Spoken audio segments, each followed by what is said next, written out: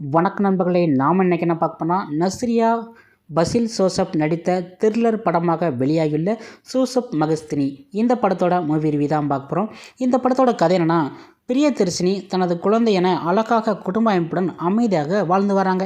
இவருக்கு பக்கத்து வீட்டில் மேனுல் பகத் பாசி தனது தாயுடன் புதிதாக அங்கே குடிபுகுறாரு. மேனுவேல் செய்யும் சில விஷயங்கள் பிரியதர்ஷினிக்கு ஒரு விசித்திரமாக தோன்றுது. தன் வீட்டில் சென்னையிலிருந்து சந்தேக கண்ணோட அவரை பார்க்குறாங்க. ஒரு நாள் இரவில் மேனுவேலின் தாய் காணாமல் போகிறாங்க. அதன் பின்னர் நடக்கும் சம்பவங்கள் தான் படத்தோட மீதி கதை. இந்த படத்தோட அலசலும் சொல்லப்போனால், பிரியதர்ஷினியாக நடிக்கும் நர்சியா சிபிஐ அதிகாரியை போல் பக்கத்து வீட்டை வேவு பார்க்குற காட்சி தான் இந்த படத்தில் ஒரு காமெடி சொல்லலாம். அதிலும் அவரது அண்டை வீட்டு பெண்ணை கூட்டு சேர்த்து அவர் செய்யும் விஷயம் சீரியஸாக இருந்தால் கூட அங்கங்கே காமெடி வைத்து இயக்குனர் சிரிக்க வச்சுக்கிறாரு. பசில் ஜோசப் முதல் பாதியில் என்ன செய்கிறார் என்பதே நம்ம யோசிக்க வைக்குது. அது மட்டும் இல்லாமல் அவர் ஏதோ ஒரு பெரிய தப்பு செய்வதே தனது முகப்பாவனையில் காட்டுறாரு. நெகட்டிவ் கேரக்டரில் எந்த அளவுக்கு அவர் மிரட்டுவார் என்பதை இந்த படத்தில் காட்டியிருக்கிறார். நஸ்ரியாவின் குழந்தை கதாபாத்திரமும் ஹெஸ்ஸா ஒரு காட்சியில் செல்போன் கேம் குறித்து கேட்கும்போது அந்த தியேட்டரையும் சிரிப்பலை நிற்க முடியாத அளவுக்கு இந்த படம் ஒரு சிரிப்பாக காமெடியாக கொடுத்துருப்பாங்க.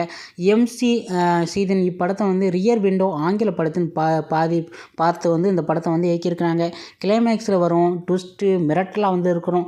சரண் வேலாயுதன் நாயரின் கேமரா, கிறிஸ்டோ செவியின் இசை மற்றும் சாமன் சைக்கோவின் எடிட்டிங்கு மிகவும் அருமையாக கொடுத்துருக்காங்க.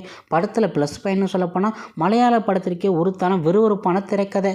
நஸ்ரியா ஜோசப் பாசின் நடிப்பு, சீரியஸான காட்சிகள் சிரிக்க வைக்கிறது. அந்த அளவுக்கு இந்த படத்தில் ப்ளஸ் பாயிண்ட் சொல்லலாம். பல்புன்னு சொல்லப்போனால் 1-2 இடங்களை லாஜிக்கே மிஸ்ஸிங்னு சொல்லப்போனால், மொத்தத்தில் த்ரில்லர் படம் விரும்பி பார்ப்பவர்கள் குடும்பத்துடன் கண்டு ரசிக்கலாம் இந்த மைக்ரோ கோப்பை.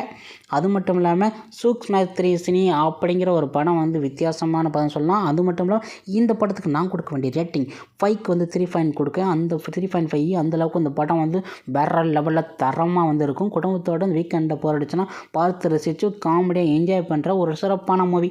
ஓகே ஃப்ரெண்ட்ஸ், உங்களுக்கு நம்ம வீடியோ பிடிச்சினா மறக்காம நம்ம சேனலை சப்ஸ்கிரைப் பண்ணி லைக் பண்ணி ஷேர் பண்ணி இது போன்ற வீடியோ நெக்ஸ்ட்டில் சந்திக்கலாம். நன்றி, வணக்கம்.